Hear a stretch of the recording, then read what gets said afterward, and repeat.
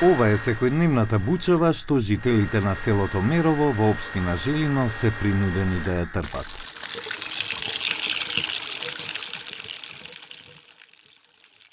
Ова е единствениот начин да обезбедат една капка вода за пиење.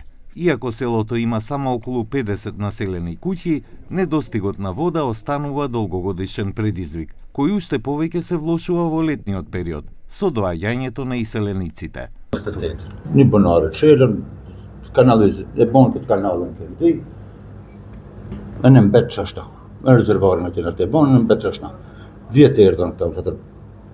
Në kanë punau, sa kanë punau nuk e di, një komund nuk e di. Disa kanë punuar në çashta. Ki komunës apo garna për shpaja jo? Ja. Uti komunës kart, halona për shpaja, halo punohet, halo unë s'kum dal tash. Gjë punohet, si punohet nuk e di, ama thonë punohet. Po na për shpaja kena vesh me bunare. Në qatë mahalës, gipat janë lëshu, ta shpresëm se dhe lëshohet ujti. Për ka që 2-3 muj, 4 muj, ka që punohet. E në punohet mirë, nuk ka kanë që nuk punohet, puna është krej shumë mirë, nuk ka që së bë mirë. Me shpej ka të banus, që banojnë këtu, 50 shpeja, ma shumë s'ka.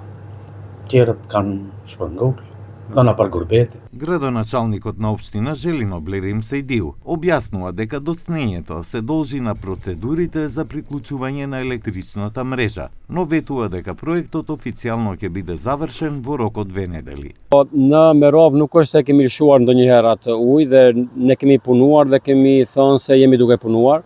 Brenda 2 javëve presim që ta lëshojmë në përdorim zyrtare dhe ujësillësin e Merovës.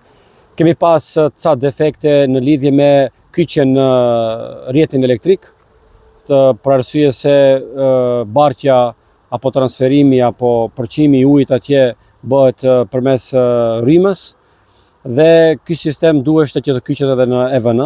E kemi të kaluar edhe këtë apo e kemi zgjidhur këtë problematik dhe për brenda 2 javëve do ta lëshojmë përdorim bashkë me ministrin e ambientit qetësor. Edhe këtë projekt. Останува да се види дали ветувањето на надлежните ќе биде исполнето во наредните 2 недели. Со таа наде живеат и жителите на Мерово, кои очекуваат конечно да престанат секојдневно да го слушаат бучењето на хидрофорите.